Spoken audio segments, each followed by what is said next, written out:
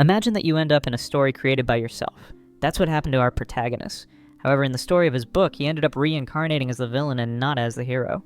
And to avoid a tragic ending, he decides to become good and gather the best students from the Muram world. And this work here is the best harem you'll ever watch, I guarantee you. So let's get to the video. The story begins with our hero receiving the memories of an old body. He had come to a universe of clans and masters. He doesn't quite understand where he is, and when he looks down he sees one of his servants, and even thinks he's having a perfect dream. We see that our hero is quite shameless, and the little girl keeps telling her master to stop. He realizes that this wasn't a dream, but actually reality. When he looks at the little girl, he realizes it's Ling, a character from his book. Then his head starts to hurt, and his disciple gets worried. She was even afraid of having caused a trauma to her master's head, and therefore being punished. However, he tells the little girl not to cry and tries to comfort her. He had understood everything. So, I ended up in the story of the book I wrote myself. And I'm even the villain of the story, not the hero. Master is acting really strange. Why is he showing compassion for me? Our hero is in the body of the villain from his own story, and this villain was named Shen. He was a cultivator in the Golden Core stage. This character was quite cruel, and did everything to become the strongest. He coveted the treasures and opportunities of the protagonist since the beginning. He tricked and intimidated the hero of the story, and even tried to eliminate him. However, the protagonist of that story, the real one, the protagonist that our hero wrote, ended up managing to defeat the villain Shen at the end of the book. So basically our protagonist here was going to be in trouble because he reincarnated as the villain and not the hero. That's why, from now on, he was going to try everything to become a good person. He knew there should be some sort of system, since he always played a lot of video games. And whenever a reincarnation happened, the characters would get a powerful system. However, here our hero wasn't able to activate any system. Ling keeps wondering if her master has gone crazy. Well, this here is my newest disciple, and she's quite silly. However, my second disciple, according to my writings, is Ming. But she is also quite mediocre and can't use her cultivation well. Well, in the original plot I wrote, she ended up being killed by me, the villain, since she had turned to the side of the protagonist. So I won't do something stupid like that and I'll become a good person. And the best part is that I have a clan just for me, with several beautiful and wonderful women. The guy is quite shameless. He opens the dojo door and finds his students. When he gets there, he sees that the second disciple was bowing. My god, I can't get used to this. I can't believe I wrote a story like this. You'll understand very well why he feels ashamed of writing this story, since his book has a lot of wrong things, let's say. Alright, Ming, stand up. You don't have to keep bowing. Master Shen, I received something from another clan. Our hero can't think about anything else but the beautiful body of his second disciple. He has to take a look at that invitation she said she received. However, she gets nervous because it was a lie. She was making it up, since she hadn't gone to get any invitation. She was absent because she was worried about the third disciple, who was the oldest disciple. I know very well that she's making this up, because I was the one who wrote this story, so I'll be merciful and won't punish my second disciple, since she was worried about her older sister. All of our hero's students called each other sisters, and treated him as if he were the Supreme Lord. He says he knows she's lying, but won't punish her, and the girl feels relieved. He still says that Ming doesn't need to keep bowing to worship him, and that she can treat him normally like they were good friends. What do you mean, Master? That won't be necessary anymore? No, I also won't punish you anymore for having lied. So he walks away, showing them that he has become a very merciful man, and now he's going to teach them a lot about cultivation, since in the book the villain only thought about his own power and didn't teach his students properly. The second disciple, Ming, starts to fall in love with the young master, and Ling asks if she's having romantic feelings for him. The girl keeps saying no. That place was called Pisir Bai, and it was an exclusive peak of Master Shen's clan. On the other peaks there were several other clans, and they even fought each other. However, some clans were also allies, and used to have many meetings together. Our hero knew that in those mountains there were several precious stones, and that the protagonist of the book would use them to defeat the final villain. That's why our protagonist needed to prepare. He notices some birds eating some plants from his garden and starts scaring them away. He even uses his cultivation power, which was called Transcendent Jade Blade, an extremely overpowered ability the villain had. And he uses it just to hunt those birds. He was a bit nervous as he didn't remember certain parts of the story, and ends up summoning his disciples to climb to the top of the hill. They take a long time, and when they arrive they're out of breath. Stand up, my dear disciple. This was a new apprentice who had already been there with them for 2 years, but she couldn't use any cultivation magic. She quickly stands up and shows great Hiyaka respect to her master. The shamelessness of our hero already has his cheeks blushing, because this was Ra, his disciple number 0, since she couldn't use cultivation even having powerful fire and wood elements. Well, originally in the story I wrote her to be a concubine, but I can't let her have just that purpose. I need to treat her well and teach her about cultivation. He starts thinking nonsense, but soon embraces this noble thought. Then, he asks who let those birds loose because they came to steal his medicinal herbs. All of them get nervous and don't know what to answer. He He was really angry and starts asking seriously who was responsible. Well, I need to be kind to them, so I'll try to remember who did this in the book. At that moment, he remembers it was his eldest disciple, Dong, and he gets all smitten with her since she was the prettiest and had just been punished. That's why the other girls were worried about the elder sister. It's true, I just punished her, and because of that, she let the birds loose.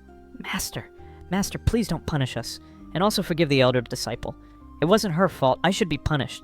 He tells them to shut up, because they were making too much noise, and asks if she's trying to say the master doesn't know what to do. The girl apologizes again and says she would never dare to give orders to the master. Since he doesn't want to be scary, he just gives an order for them to get out of his way, and the girls roll away in fear. Well, I remember that in the book, Paisir Bai was divided into 3 areas. The first area is where the outer disciples and the clan's servants stay. The second area is where the best disciples stay. And the third area is naturally my residence, the residence of Master Shen. That's exactly how our hero's clan worked. And in the second area, there was also the collection matrix. That was where the disciple Dong was recovering. The shamelessness of our hero decides to go there and ends up opening the door, finding her bathing. That was a vision of the gods. He had never seen something so beautiful like that. She apologizes, saying she didn't know the master was coming, and he quickly closes the door, trying to play it off. This book is a tale of the gods. I can't believe I was lucky enough to see something so beautiful like that. The guy was no good, but he knew those wounds had been caused by himself, since that villain was a scoundrel. He was very wicked. He wished to restore the health of his first disciple, Dong, since he was the one who caused those injuries as punishment. I'll tell you right now that she doesn't mind taking a few punishments. She's kind of like Darkness from Konosuba. If you got the reference, you got the joke. Don't worry, Dong, this won't happen again. You can rest assured. In fact, he really wanted that situation to happen again, to walk in and find her in that embarrassing position.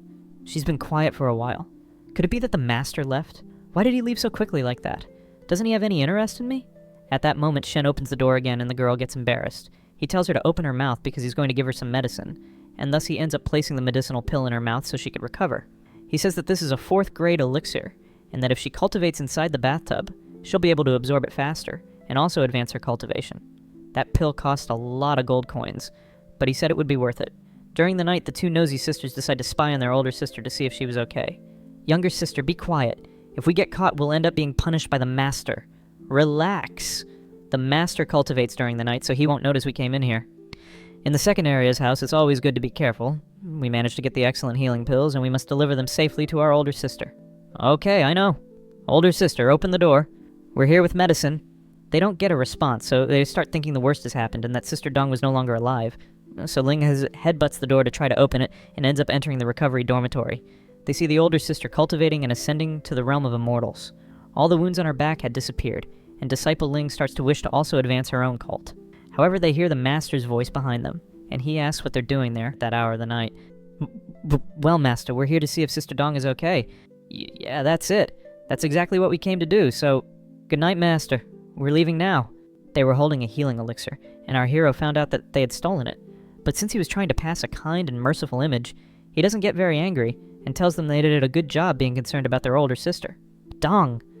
The Master has become very kind, hasn't he? Is he really the same Master we know?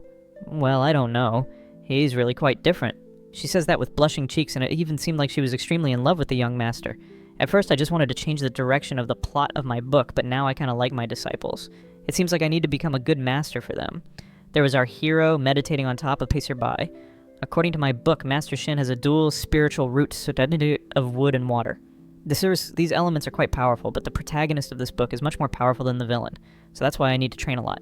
He starts doing some tests to see his abilities and ends up cutting a bench using his water cultivation. This power was amazing, but he knew that it wouldn't be enough to defeat the protagonist of the book. After training for a short period of time, he managed to reach the nascent soul stage. And he wonders if the villain had this much potential, and if he could become even more powerful. You'll see the surprise we'll get when the protagonist of this book shows up. I wasn't expecting this plot twist, I swear. Our hero starts celebrating since he became stronger, and even said that God is helping him. To be honest, he was a bit scared of getting beaten up by the protagonist. Now that he was more powerful, he even starts laughing out loud with joy. And the sound of our hero's evil laugh echoes throughout the mountain. On the second day after he had ended up in this new world, Disciple Ling wakes up and says good morning to the 2 older sisters. They ask why Ling has that tired face, and she says she heard the Master's evil laugh coming from the top of the mountain, and because of that she got really scared and couldn't sleep. Alright, but clean yourself up quickly, because the Master called us to go to the White Jade Nursery at the top of the mountain. They hear him calling for the second time, so they run out to go there. He was sleepy, since he had been sitting there waiting for a long time. Master, my 3 younger sisters have arrived. This was Dong, the oldest among the disciples and also the clan's senior disciple. This character here was really beautiful, and I bet you'll fall in love with her. So keep watching to find out why. The girls were tired, and the shamelessness of our hero tries to act casual so it wouldn't look like he was excited to have several girls around him. I want you to come to this mountain every morning, understand? Yes, master. I think it's better if I just keep doing clan duties, because if I stay here with them, I'll interrupt my sister's cultivation. She says this because she can't perform cultivation, so our hero asks Cheyenne how old she is. Cheyenne says she is 14 years old, and our hero can't stop staring at the beautiful pair and that girl. He says she doesn't look that age. Supposedly, you should have started training between the ages of 9 and 12, and at 14 years old, your meridians become more rigid, and it will be very difficult to evolve. The girl even starts to cry, but he puts his hand on Cheyenne's head and says she shouldn't give up, and that she should train and believe in herself.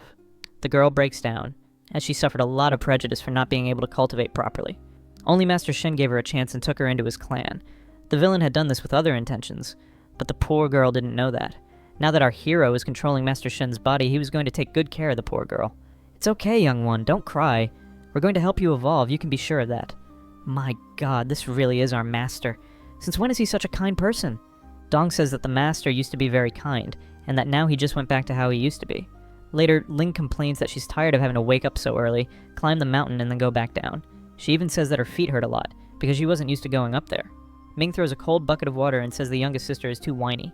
The white-haired one, Xian, says she's going down the mountain to get some vegetables, and the youngest one comes running after, hugs her, and asks if the master isn't giving her too much work. She says no, and reveals that the master has been spending a lot of time trying to train her. And because of that, in recent days, she managed to improve her cultivation, and is trying really hard not to disappoint the master. Ling asks the redhead, Ming, if the master really went back to being a kind person like he was in the past. I don't know, but all of us were rejected by the other clans. Master Shen was the only one who accepted us, even though we were really weak. Well, actually, you were rejected for being a slowpoke, said Ming, teasing her little sister. Meanwhile, the youngest argues back, saying she's very smart. However, one thing is certain. The master had accepted all these disciples, who didn't have great abilities, and even accepted a disciple who had no cultivation at all. Soon after, the white-haired girl ends up meeting disciples from another clan. She even asks if they have an amulet that gives permission to climb the mountain of her clan. The guys start teasing and say they just came to get some birds that flew to this mountain, since these birds are worth a lot of money because they grant some medicines. What the guy was actually hunting was exactly those birds our hero had been complaining about for being loose. The girl says she didn't see any of those birds, trying to cover it up, even though earlier they had cooked one of those birds for lunch, since they didn't know they were worth so much money. She tries really hard to trick them, but the boys realize she was lying and get angry. Suddenly they try to attack poor Xian, thinking she had no cultivation. Xian managed to block the attack from that shameless guy and uses her power. She asks why they came to pick a fight on Mount Herbie. The guy gets furious, as he didn't expect her to be able to use magic. He tries to go after her to finish the girl, but Master Shen had arrived. He uses the Jade Hand, throwing that bully far away. He said the girl did a great job and thanks her. Our hero was really ticked off, and the guys who were invading the clan apologized, saying they would never do it again. You are junior disciples, so I won't punish you, just leave. And if your master has anything to complain about, let him come to me. He holds Xian's face and asks if the girl is hurt. She says no. She explains that they came there looking for those birds they had eaten for lunch, and that they didn't know those animals were worth that much. Even our hero, upon hearing that, starts to lament, saying they could have become millionaires. They had cooked a male bird for lunch, and that's why he was going to have the others lay eggs, multiply, and sell those birds for a good amount of gold. Soon after, he shows that he's quite concerned about his eldest apprentice. She tells him not to worry because that medicinal pill was very useful, and she no longer has any injuries. He says that now that she is advanced in cultivation, she can learn new spells and start practicing new techniques. He gives her a book so she can study. The master is being really nice to me. But why is he taking so long to punish me? Why isn't he punishing me anymore? I told you guys she's just like Darkness from Konosuba. The Immortal Seedling Conference was about to take place, which was a selection conference where several clans could choose some new apprentices. The clan leaders were gathering to choose the new students, and the girls say that their master has an inappropriate posture, thinking he's pretty cool. A girl from another clan keeps saying that our hero is very interesting, and the two of them stay there watching Master Shen for a few minutes. The pink-haired girl starts laughing and asks if her sister was in love. She answers no because that master had a somewhat dark history, and she was even afraid of him.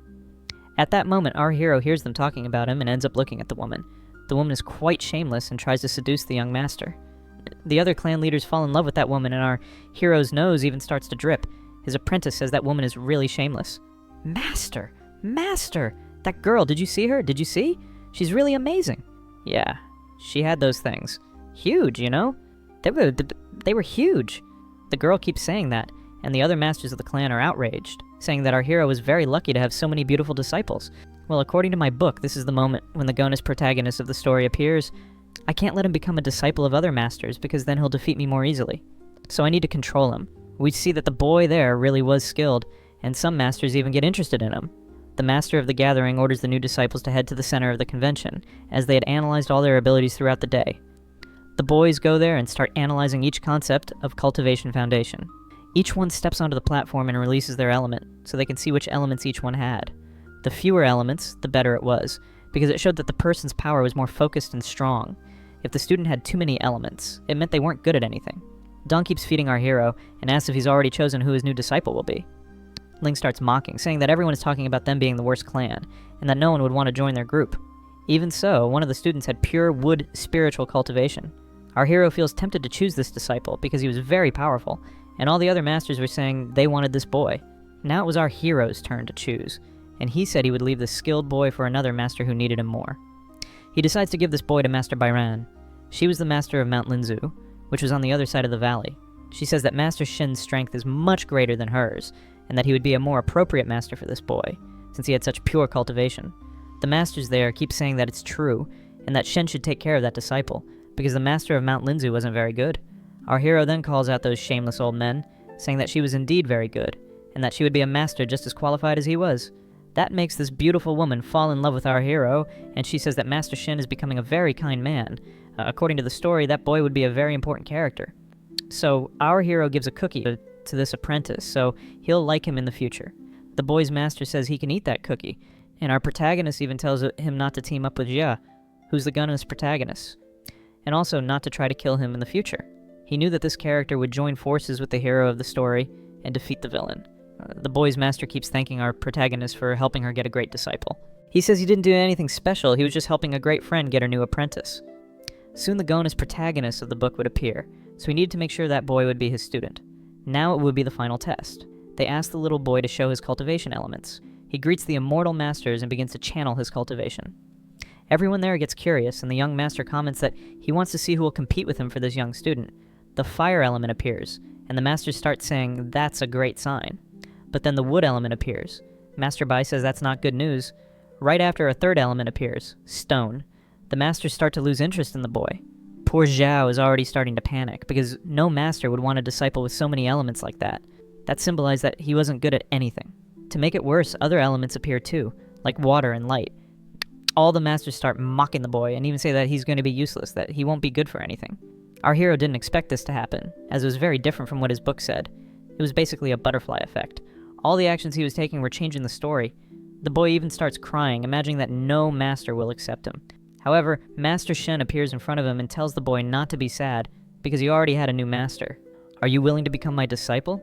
Yes, I'm willing. I'll become your student. Great. You just need to believe in yourself, then sooner or later the world will crawl at your feet. Yes, I'll remember that. Master, please accept me as your disciple. Yes, from now on I am your master, so come with me. The boy runs off desperately because he thought no one would accept him. And our hero gets excited because he's changing the course of the story and has a good chance of not dying and managing to survive in this wonderful martial arts world. It was the perfect world everyone would love to live in. The villain of the story now was the master of this gunner's protagonist, who would defeat him in the end. When they arrive at the peak of the mountain, they start talking with the new disciple. The little boy says he won't disappoint his master. Dong says the master is really changing because he's treating everyone well and not acting arrogantly. Our hero wanted to give expensive pills to his new disciple. The disciple asks why he wanted to spend so much money on a student who had just arrived. He says that for his disciples to evolve, he wanted to give his best, even if it cost expensive resources. Dong says she was disrespectful for questioning the master and because of that should be punished. He replies that he won't punish her for something so simple. But the girl insists, saying she should receive some kind of punishment. Our hero then realizes what's happening because he remembers that this character liked that kind of thing. The little boy, Xiao, was watching all that and had a look like he was enjoying the scene. Xiao, do you want to say something? You can speak. Well, master, but actually I'm a girl, not a boy. That caught our hero by surprise. He doesn't understand anything because the Gonus protagonist from his book really was a man. The little girl had already been at Temple H for a few days, and our hero had been treating her as his favorite student. Now she would no longer be called Zhao, but Qin. This was disciple Qin. The little girl was very clever, and not at all innocent as she seemed. She even kept teasing our hero. Qin had dressed as a boy to pass the test, and be chosen by the clans. He He didn't quite understand why this was happening with his story. He didn't know why the hell the gunnis protagonist from his book had turned into a woman. That meant he really was changing the course of the story a lot. So he opens the book and starts teaching her some cultivation tales. He tells her to remember those teachings well, because they were very important. The white-haired one had prepared lunch, and the older sister was all happy. She said the master would be very happy with the food, and that she was excited to see his reaction. You already imagined what she did, right? So keep watching, she was very much in love. The white-haired one comments that the older sister is acting very strange today. The other students arrived and said they should start lunch, since Master Shen was going to be a bit late because he was with Disciple Qin. Ming realizes they roasted that bird that was worth millions, and she already starts getting mad, asking who was the crazy one that did that. You cooked that bird for lunch? At that moment, Master Shen arrives and the little redhead already gets all desperate. He was with his new disciple Qin, and said he was very hungry, that he couldn't wait to have lunch. He goes to the table all hungry, saying the dish looked delicious, that it was even making his mouth water. However, when Shen looks at the table and realizes that that extremely rare bird was cooked, he gets very angry. Ming tells the newbie to stay quiet and try to act normal, but our hero starts asking who was the one who did that. The disciples kneel asking for forgiveness except for Ling, who stays standing, not bowing. He knew he couldn't get too mad, because now he wanted to stop being the villain and become the hero. He keeps insisting that they tell the truth and reveal who roasted that bird. Dong immediately says it was her and that because of that she should be punished. She even starts begging for him to punish her, saying she was careless and made a very serious mistake. At that moment, he remembers that she likes that kind of thing, and that's why he keeps refusing to give a punishment. Qin asks if it wouldn't be appropriate to apply a light punishment on Dong so she doesn't make more mistakes. Our hero already starts imagining Dong as a little child getting spanked by her parents, and he even says that idea out loud. Dong turns all red, but deep down she was loving the idea. The master then sits on a chair and asks Dong to go over there, because he was going to punish her to show the other disciples that they should pay more attention. However, she had really liked that, and ends up going to our hero's lap of asking him to give a proper punishment. The shameless protagonist gets all excited, but he knows he needs to do this in the right way to properly teach his disciples. So he gives a few spanks as a lesson for the girls, but it seems like that wasn't a punishment at all, since Dong was enjoying it a lot. The other disciples even feel embarrassed because of the screams. Our hero says that's enough, even though the girl keeps insisting that she should be punished for a longer time. He even mentions that he'd lost his appetite, and since he was at a very high cultivation stage, he wouldn't need to eat for several days. He ends up leaving.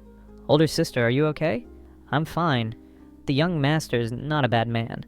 Then she keeps asking Sister Ming to get her new clothes because she had soiled her robe, if you know what I mean.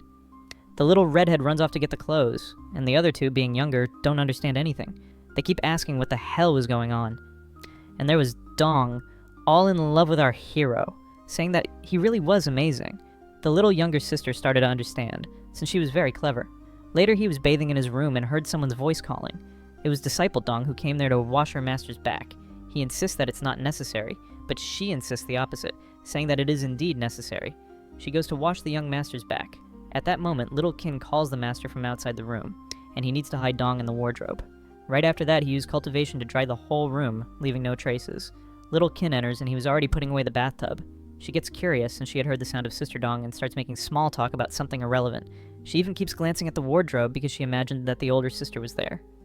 Dong was really hidden in the wardrobe and was already very hot, since it was very stuffy in there. The clever Qin decides to make tea to give to our hero. Meanwhile, the older sister stays there all in love, smelling the master's clothes and saying he was very fragrant. Our hero keeps whispering, asking her to make less noise inside the wardrobe. A few moments later, the little girl, Disciple Qin, shows up with the tea to give to her master. However, she ends up tripping and spilling the tea in the air. The young master was very skilled, and managed to catch everything without letting anything hit the floor. He also catches the little girl. He knew that Qin only wanted to spill the tea on his clothes, so he would have to go to the wardrobe to change, and thus reveal someone was in there. But this girl was very clever, and pretends she really tripped. She keeps acting, saying that our hero is very kind. Later, when Qin finally leaves, our hero decides to check how Disciple Dong was doing. She was very exhausted, as she had spent 2 hours stuck inside that wardrobe. Master Shen tells her to come out of there. Dong keeps saying that now she needs a new punishment, since she caused so much trouble for her master. Shen tells her to change clothes and leave right away, because he didn't want to give a bad impression to the other junior disciples, so Dong starts changing, and he reveals that he's going to leave for some time to gather a few items. That would happen early tomorrow, because soon the annual selection would take place, and they would need to be very strong and prepared. That's why he was going after new items. That way, he leaves early the next day, using his cultivation to appear younger. He looked like a teenager and was going to travel around the area in search of sacred items. Near where our hero was, another clan was traveling. They had some reasonably strong warriors, but they weren't exceptional cultivators. They then smell a very delicious barbecue aroma, and that was our hero near the road, preparing some skewers. Everyone runs over there and asks how much that lamb meat costs. Someone from the carriage hands over a golden leaf so that a clan Gurnian servant could buy that barbecue from our hero. They hadn't eaten for some time, and the guy asks how much the boy would sell it for. He says he is the leader of the guard from Mulan Castle. Our hero gets interested observing them. The chief of the guard offers a golden leaf in exchange for the barbecue. Shin says that is too much food for him, and that therefore the brothers from the clan could help themselves. The guard's quite honorable, and thanks our hero. Finally, the clan leaders who were in the carriage go to the young master to thank him. Who are these two beauties? Could they be sisters or a mother and daughter? It's really hard to know. He blushes and asks who they are. A younger girl in the back starts laughing, and the other woman says the skewers were delicious and that her name is Sasha. She also mentions they came from Mulan Castle, and that the other girl was her daughter, Ying. She then asks the name of our hero. He says that the clan that cultivates the artist's path does not reveal their true name, so they could call him Gin. The girl apologizes, saying she was very rude, because she knows that cultivators don't reveal their real names to strangers. She seems to be interested in our hero, and keeps asking where he was going. The young master says he's in a hurry and will therefore continue on his way. The little girl in the back keeps laughing at her mother, since it seemed like she had been rejected by that boy. He then reveals that he was going to Anley Mountain and says he would be very grateful if she was also going there and could give him a ride. Blushing, the girl keeps staring at our hero, and it seemed like they were really falling in love with him. Thus he joins this clan's group. At night they make camp, and then Ying asks her mother why she let an unknown cultivator travel with them. She says she really can't explain it properly, but she felt he was a good person. Actually, the woman was interested in the young master, because he was very handsome. Well, my daughter. Besides that, he said he was going to Anley Mountain, which is also known as the Demonic Mountain. They say there are many demons in that place, and no one who went there ever came back alive. So surely he must have many abilities. The girl then asks her mother if she could marry that young cultivator. If she managed to do that, she wouldn't have to marry the eldest son of the Yoshua clan. Madame Sasha's clan wasn't very powerful, and they needed to unite forces with stronger clans for protection. That's why they were making this trip. So she keeps telling her daughter that she could marry that young cultivator, since he was very handsome and seemed to have a pure heart. Our hero even sneezes, since the two were talking about him. The guard master goes to the young master, and says the night is getting colder, and that he should go to a tent to warm up. Our hero says he'll stay there, as he was warming himself by the fire and besides didn't need to sleep. They then start talking about Mulan Castle, and the guard says that the former leader ended up dying. They lost full protection, and the one who became the leader was Madame Sasha, whom the former master was going to marry, but he ended up dying before even meeting his future wife. She was a very young lady, and ended up adopting that little girl. She wasn't the girl's real mother. Now the little girl would marry someone from the Yoshua clan. Our hero remembers the name of that clan and even has some wrong thoughts, because it was the clan of that very beautiful girl who had done something unexpected in that meeting to try to get his attention. The man also says he has served this clan for many years and owes his life to them. At that moment, the young master tells the guard chief to wake all the warriors because it was an intruder in the camp. Since our hero is very powerful, he could sense the presence of cultivators hundreds of meters away. He reveals that the enemies are nearby. All the warriors come out of their tents to begin defending the camp. A raider clan appears, and Madame Sasha comes out of the tent to protect her disciples. She even tells the young cultivator to stay behind her because she didn't want to put him in danger in a battle that wasn't his. He acknowledges that this woman, Sasha, is truly worthy and honorable, and even says she would make a good wife. He also notices that the woman's daughter was behind him. Even though she was scared, she didn't retreat. Since fate has brought us together, I will protect you. Thus the battle begins, and the warriors give their all to protect the clan. Our hero is with the girl, and an enemy ends up throwing a fire spear at them. The old man, who is part of the royal guard, uses a spell to cut that spear. The madame keeps thanking him, saying he is very powerful. However, right after that, several arrows are shot at them from above. The old man uses a barrier to protect the carriage and everyone else in the camp. After that, he uses a spell with his sword to defeat the archers. Up above, there was a cultivator from the foundation building realm. The old man had already noticed he was up there and that those guys wanted to take the madam along with her daughter. Those guys wanted to kidnap the leaders of that clan. Another evil cultivator comes out of the forest and says that now that they found out the madam is traveling with some cultivators, the battle will be more interesting. However, our elder was much more powerful. As soon as they see the young master, they already realize his cultivation is very high and end up surrendering.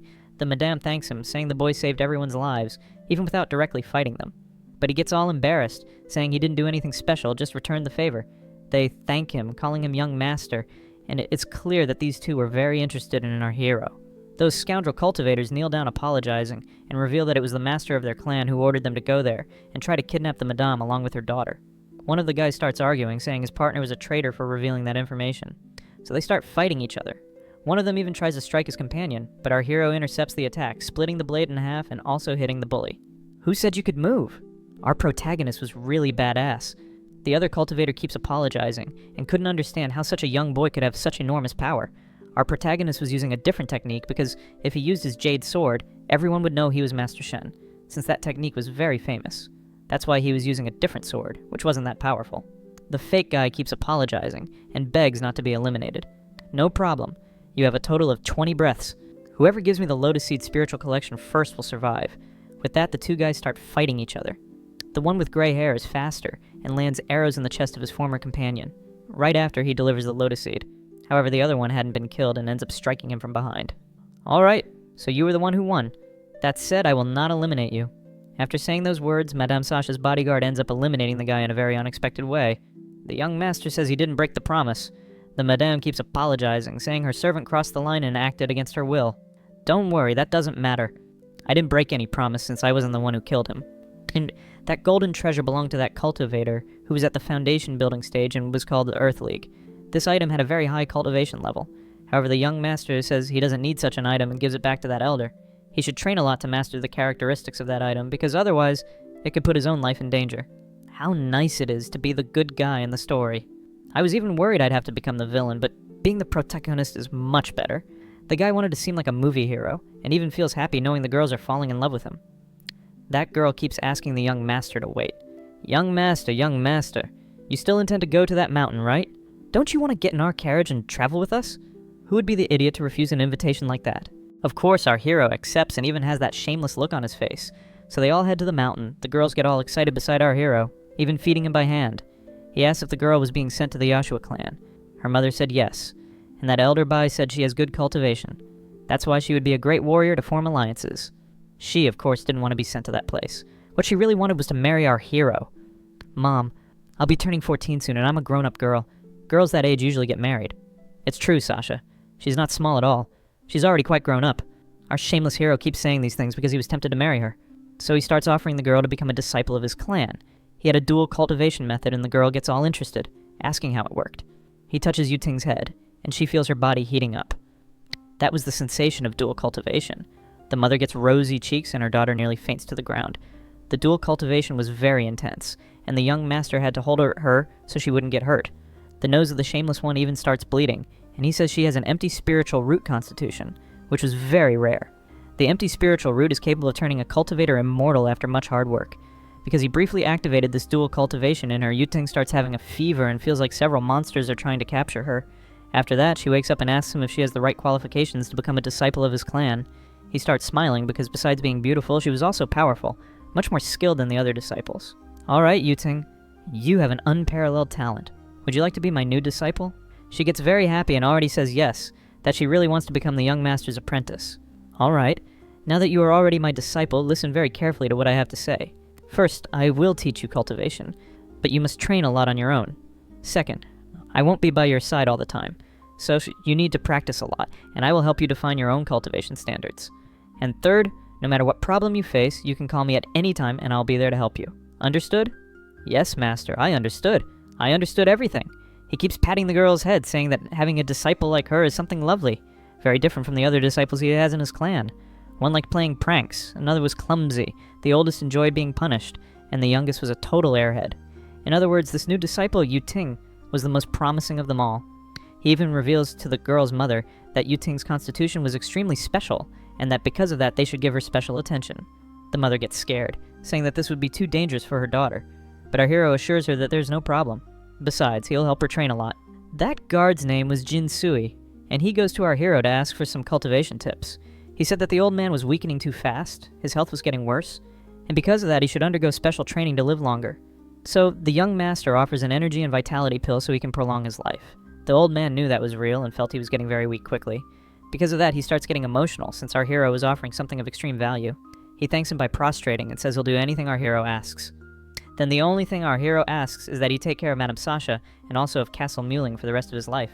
The girl's mother says her daughter is very lucky to have become a disciple of the young master, and that now they wouldn't need to be sent to that clan anymore, nor be separated from each other. From now on, you must listen to the young master. She keeps telling her mother that the clan's masters don't follow worldly standards, and that she has hopes of being able to marry him. The mother is shocked, asking why the girl was thinking about those things. At that moment, they realize the young master was right behind, listening to everything. They don't know where to hide their faces from embarrassment and even say that the young master is very fast and shows up at the most unexpected times. Because I feel like I'm building a harem instead of taking in disciples. That's exactly what this guy was doing, folks. He was forming a group made entirely of girls. Even when he didn't want to, he ended up recruiting girls into his clan. He says that the protector will guard Castle Muling and that, because of that, they don't need to feel threatened. The woman is surprised, because the young master already seemed to have thought of everything. He even says there's no need for them to go to that other clan anymore, and that he'll make a trip to the castle in the future, to see how they're doing. The little girl goes to say goodbye to the young master, and he says he'll reveal his true appearance to them, since that was just a disguise. So, in front of the mother and daughter, he performs his transformation into his original form and shows his true appearance. They become even more infatuated, since he seemed to be even more powerful, and so, he continues his journey flying to the mountain because he couldn't waste any more time and needed to quickly acquire those items to help his disciples. This demonic mountain was scary, and there was no habitation within a 100-kilometer radius. In the mountains there were snakes and venomous animals, and he was in search of a tree that had an elemental fruit. He had found a sacred tree with this fruit, which had exactly 5 elemental fruits. However, there was a toad guarding the tree. According to our hero's power, he could simply go there and defeat this toad with ease. However, he didn't want to look like a villain, so he decided to lie down and wait for the toad to leave. But several days passed, and the toad still didn't leave. The toad even ate the insects that passed nearby, but he didn't leave the tree for even a minute. He stayed there the whole time, protecting it. With that, our hero gets furious and feels tempted to use brute force to get the toad out of there. But he starts thinking of another strategy. He decides to use an illusion and create a female toad to enchant the guardian toad and lure him away. While the toad leaves, he decides to run to the tree to get the fruits. Only the toad returns to the tree because it sensed something was wrong. It spits a jet of poison at our hero, but he summons his sword to defend himself. The battle against the toad starts to get intense. Our hero strikes the poor creature with a non-lethal blow. The toad stays on top of a mountain, feeling that this cultivator was very powerful. However, at that moment, a lotus flower appears in flames. That would be a golden core spell. The toad releases a poisonous blast and clashes with the lotus flower, causing an explosion. He doesn't understand where this power came from, and before he realizes, a woman appears there. That was Yun, the young master's former girlfriend. She was part of the Toon clan and was also the daughter of the leader. The toad said that humans of this era weren't that powerful, and launches water blades at the woman. She, who had fire cultivation, lets out a blazing phoenix scream, which was a very powerful spell. Thus she manages to block the water blades and also hurl them back at the toad. Why am I using the fire phoenix to deal with you when I could simply fight with my own hands? She implies that she is very powerful and wouldn't even need to use spells.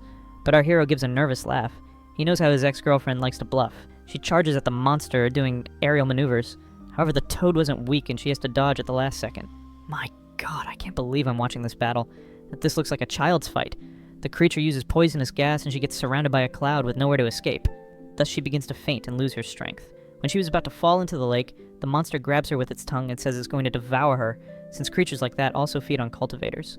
However, at the last moment, our hero unleashes a spell with his turquoise sword, blasting the toad far away. The poor beast even starts saying that it fell into a trap, but that it won't let those humans steal its fruits. They release another power at our hero, but he charges using the progressive wave. The young master was far more powerful than the toad. The girl is enchanted to know that someone that strong exists. He gets all smug, saying that there is no enemies for him, and the girl becomes even more enchanted.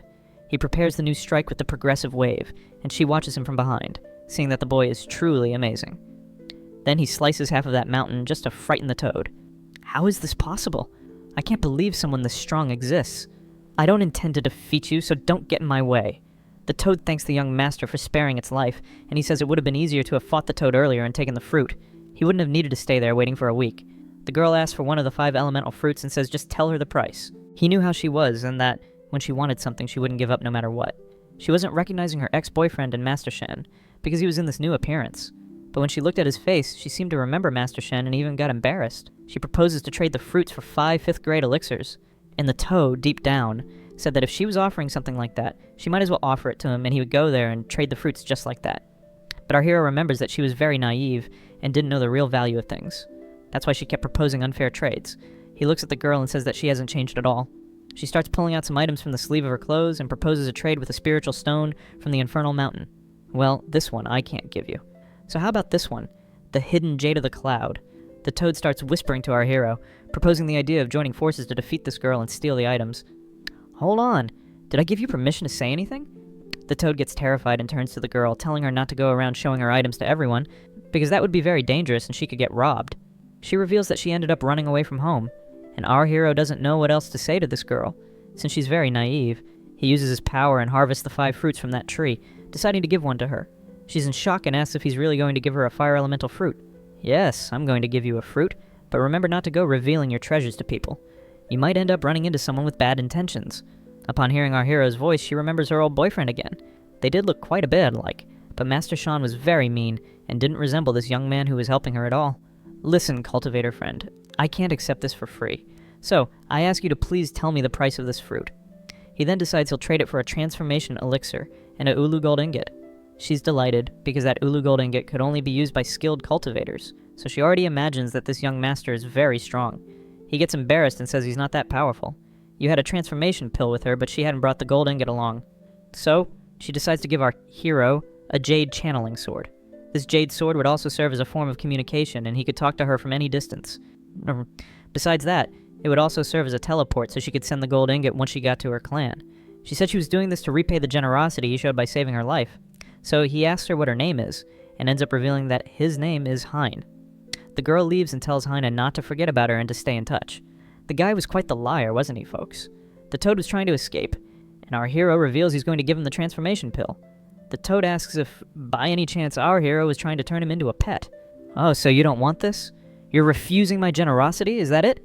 Nothing threatening in our hero's words, and the toad ends up having to accept it against his will. He gives the pill and says he'll protect the toad, since the pill would take time to take effect.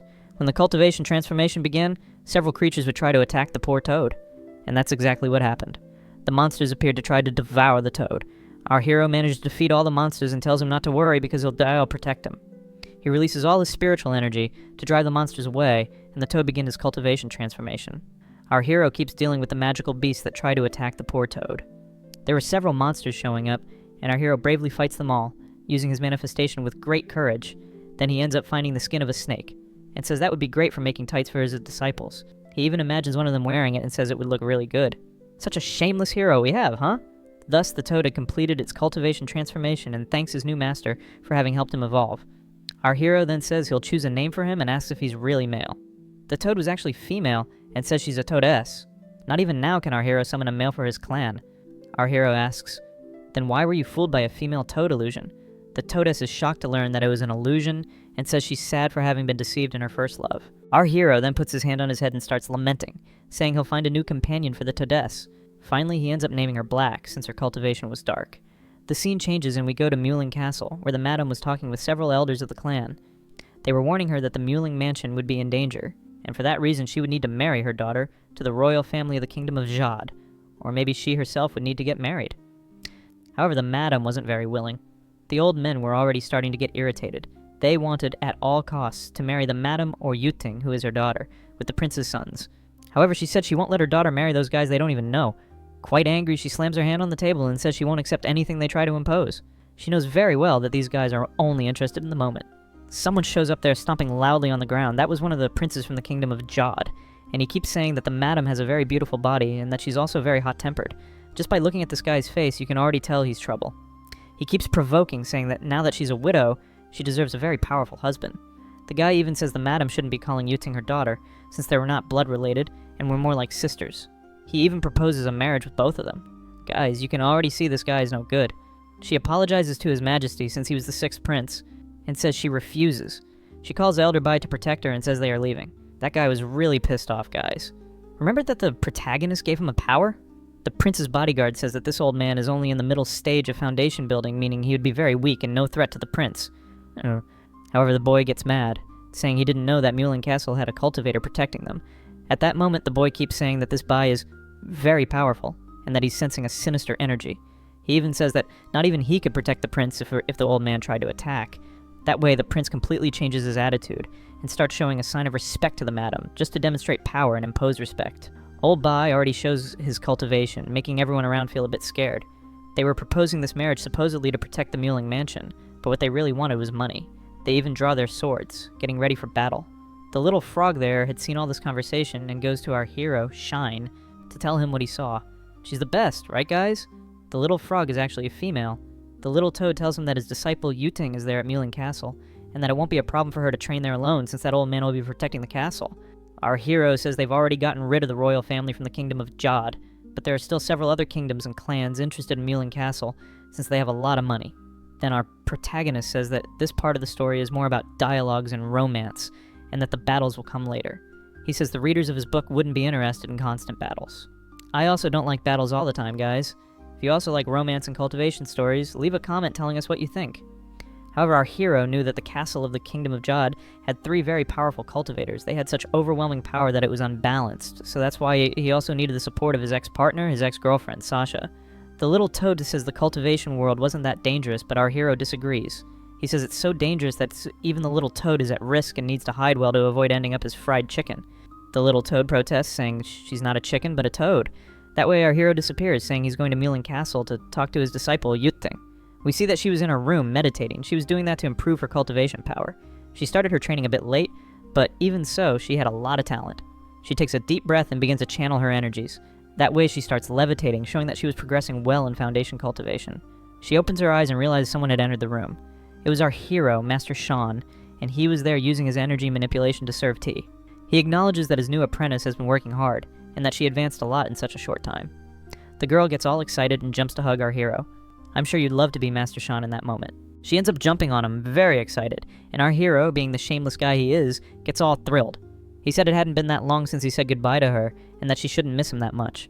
However, the girl, as you already know, is madly in love with our hero, and keeps saying she was really anxious to see him. Shen says that if she needs anything, she should ask him, and he won't spare any effort to gift her. She asks if it's really anything at all, and at that moment starts thinking about some naughty things. The girl even starts to get a nosebleed. Now, many of you don't know what this nosebleed means, so whoever does, leave it in the comments, because I know there are a lot of people who don't get this joke. Our hero asks if she's okay, but the girl is completely excited. She gives a little excuse, saying she ate a lot, that's why she was feeling unwell, but we all know that's not the reason. He gives an awkward laugh, saying he didn't know girls did that too. At that moment, he shows the little frog and says she's quite powerful. She's in the nascent soul stage, and will leave her with the girl to give her more protection. With teary eyes, the girl asks if Master Sean was saying goodbye to her again and asks if he doesn't care about her anymore. He says it's not like that at all, and gives her a hug, gently stroking her head. At that moment, the cup falls, making a very loud noise. The one who appears there is the madam holding the cup, and she drops it because she's surprised to see our hero hugging Yuting. She couldn't believe what she was seeing and starts to feel quite jealous. The girl was crying and her madam gets worried seeing that scene. When she looks down, she also notices a red stain. Then she starts thinking nonsense. Guys, you know very well what she's thinking, right? Our hero keeps saying it's not what she thinks and that he can explain. That way, the madame ends up closing the door and runs away from there. Outside, the madam says she couldn't believe what she saw. She comments that Chung hadn't even reached adulthood, and even so, Master Shan was already making a move. She even wonders if she looks too old. That's why Master Shan wasn't interested in her. But to make the lady even more embarrassed, Master Shan had heard her say that, and said she didn't look old, but rather very attractive and beautiful. After all, guys, she must be like 23, 24 years old, since Yuting is only 14. She apologizes for having intruded, and Master Shan keeps saying that nothing serious happened, clearly worried. He explains again, saying that it was all a misunderstanding, and that he has no romantic relationship with Yuting. In a provocative tone, the Madame says that Master Shan doesn't owe her any explanations, since they are not a couple either. Stammering, he says he thought she had gotten everything wrong, and that's why he came running to explain. Even more provocatively, the Madame asks what exactly she would have misunderstood, and asks him what was going on. She throws all her charm at our hero, and he gets a racing heart, not knowing what to say. He even starts imagining himself holding tightly onto the girl's waist, and her asking him to call her by her name, and not Madam. She would even keep teasing him in his thoughts, saying it would be much more attractive to call her by her actual name than by that title of Madam, since she was the leader of Mulan Castle. But guys, of course that was nothing more than imagination, since Master Shan was a man of honor, and wouldn't try to take advantage of girls who were interested in him. I bet if it were you, you'd have made a move a long time ago. He then runs off, saying he has important things to do inside the castle, and that he'll talk to her later. Master Shan was completely loyal to his cultivator students, and so decides to return to Mount Erbai. On the way, he keeps saying that was really embarrassing, and that he ran away like a scared little kitten. At that moment, a magic sword appears in front of him and starts emitting a tone, like a phone ringing. As soon as he answers, there are several messages from Cape Kyenhain, that ex-girlfriend of his. He can't understand why there's a message, a phone notification, in this ancient cultivation world. From now on, he's going to start unlocking the system, and you'll see how the story is going to get interesting. He keeps trying to understand if his ex-girlfriend was trying to have a long-distance relationship with him. We see her on the other side of the kingdom, very happy that he replied to her messages. She still liked him a lot and keeps saying she won't let him hide from her. The girl was a stalker, guys. In a very dramatic way, she lies there on the ground and keeps saying she looked for him for a long time. She says that this time she won't let him escape like he did in the past. She even pouts, saying that the last time they met, he left without saying goodbye. Back in Pek Bai, our hero was returning home with the items he had gathered. For those who don't remember, our protagonist went on a trip to look for items and build sacred artifacts for his students. They needed these items to get stronger and take part in the Cultivators Council exam. However, his students, many of them, are quite silly and weren't that committed to the training. They just kept playing around. Luna, the one with white hair, even asked what the junior sister was planning to do with that attack pose. Then, the girl, the most mischievous of them, charges at the third senior sister, saying she's going to finish her. But the older sister grabs her from behind, saying she won't let the girl pull off her tricks. Here we have a bit of fan service, but for obvious reasons, we're going to skip a small part of our story. Our hero arrives at the best possible moment and starts wondering what those clothes flying everywhere are. The main girl of the story, that clever girl, keeps saying to the master that he arrived at the most perfect time possible. She says the girls are taking a hot spring bath. He keeps saying that when the girls are done, he's going to take a bath too, since he's pretty sweaty. But the girl tries to stop the master, telling him not to leave. She had prepared this hot spring and pecked by, so he could bathe and relax, since he had been working hard and needed a bit of fun. You guys know very well what she was trying to say here. And feeling embarrassed, our hero even makes that cheeky-looking face. However, he quickly realizes and knows he must act like a respectful master. That's why he punishes a student, since she couldn't disrespect him and say that kind of thing. But, as you can imagine, this kind of punishment is always welcome. Right after, he tells her she shouldn't be using her charm techniques on the master, since he's a cultivation master and must act respectfully. Our hero said that there was a visitor who came by to greet her. The girl in question who had come to visit him was the one with pink hair. She greets Master Sean and says she took the liberty of coming to visit him, asking forgiveness for the inconvenience. He tells her not to worry and invites the girl into the palace so that they can talk. As soon as they go inside, the girl finds it quite strange, because everyone said Master Sean was a terrible man, but she notices he was very kind and not arrogant at all, like everyone used to say. He even treated his disciples well, and looking at him, she felt he wasn't as cold as people claimed. She even starts to feel some affection for him, since he was treating both her and his students very well. He says that one of his students had picked several high-quality herbs to be prepared into a tea, and offers it to her. He says that this tea is one of the tastiest she will ever have. She thanks him and says she came today to thank him for what he did at the Immortal Sprouts Conference, for recommending her. He says it was nothing, that he only recommended her because he believed she was the best choice for that student. She explains that her position in the clan wasn't very good, as she didn't have many disciples, but from now on, with the recommendation, she began to gain a little more recognition within the clan. That's why she had brought a gift for him as a way of thanking him. Our hero says he can't accept it, as he knew that it had great value for her, but she gets a bit upset, saying he's rejecting her kindness in offering such an important gift. He gets a bit apprehensive since he had written this character as being kind and polite. However, she was much stronger than he imagined, and had a very different determination from what he thought she would have. If he refused, he could end up gaining a new enemy, so he gladly accepts, telling her not to worry and that she could ask for anything she wanted. Every time he says that, the girls make that face, and you already know why, right folks? He asks if she needs help with anything and says she doesn't need to be shy. She could say anything and he would do it. She says she would like to create a treasure for Quine, to show that she really liked her apprentice. That's why she had even gathered some materials for him to make that gift. At that moment, he realizes that the character he had written is quite different now.